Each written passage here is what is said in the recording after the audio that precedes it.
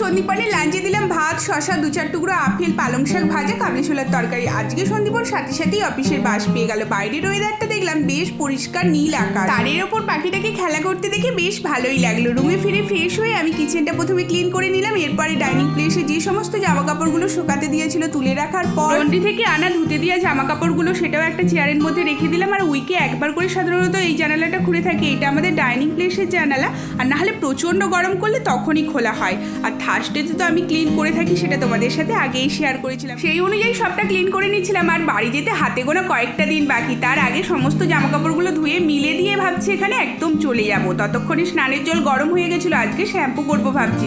বৃহস্পতিবারটা আমি শ্যাম্পু করতে চাই না, মাও বারণ করে আমাকে এটা। বাট এই সপ্তাহে বিভিন্ন জল নেই, ওয়েদারের প্রবলেম, বিভিন্ন কারণের জন্য করাই হচ্ছিল না। তো স্নান করার পর ঠাকুরকে ধূপ দিয়ে খাওয়া দাওয়া করে নিয়েছিলাম। বিকালে বেরিয়েছিলাম গ্যাংটক। ইভিনিংয়ের মিনি ব্লগে শেয়ার করবো তোমাদের সাথে।